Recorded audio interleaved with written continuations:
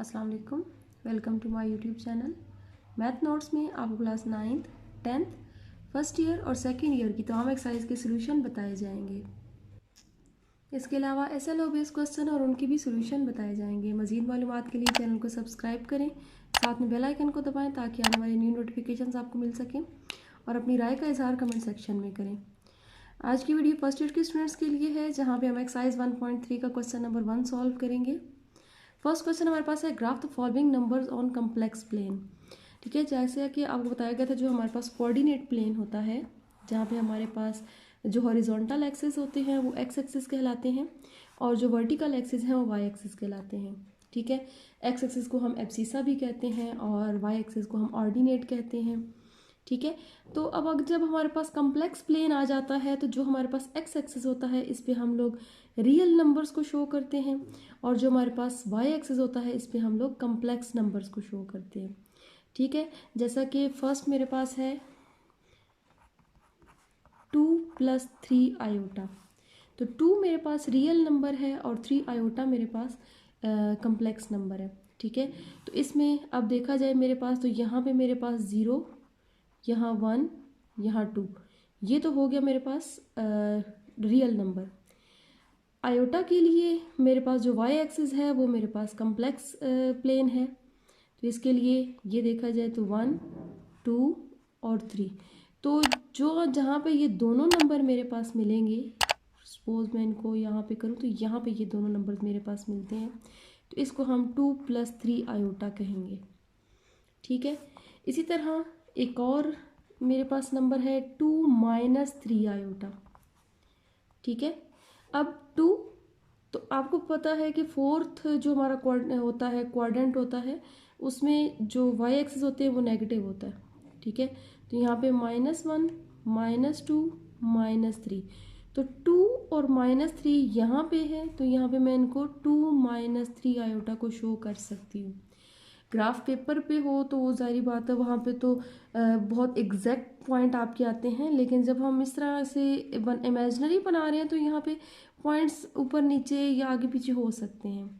ठीक है, तो इस तरह से ये आपका बनेगा। अब मेरे पास है थर्ड -2 - 3 आयोटा। तो अब मेरे पास एक्स एक्सिस नेगेटिव साइड पे -1, -2 और -3 यहाँ पे मेरे पास, अगर मैं इस तरह करूँ तो यहाँ पे मेरे पास -2 - 3 आयोटा आ जाएगा। ठीक हो गया। इसके बाद एक और नंबर है मेरे पास -2 + 3 आयोटा, -2 + 3 आयोटा। तो इसमें देखा जाए तो ये मेरे पास -2 है और +3 मेरे पास ये है, तो यहाँ पे तकरीबन मेरे पास ये -2 + 3 आयोटा आ जाएगा। ठीक हो गया। अच्छा, अब देखा जाए मेरे पास एक और नंबर आ रहा है जो कि सिर्फ 6 लिखा हुआ है। सिर्फ 6 अगर मेरे पास लिखा हुआ है तो इसका मतलब ये है कि 6 + 0 आयोटा है। ठीक है, तो इसको आप सिर्फ और सिर्फ एक्स एक्सिस पे ही बताएंगे। आप इसे 3, 4, 5 और 6, तो ये पॉइंट मेरे पास 6 + 0 आयोटा का होगा।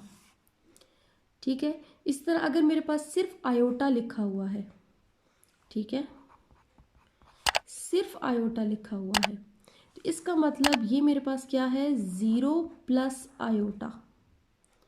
ठीक है, तो 0 + 1 आयोटा है, तो यहाँ पे मेरे पास जो ये वाला पॉइंट है, सिंपल ये वाला पॉइंट जो मेरे पास होगा ये 0 + आयोटा का होगा।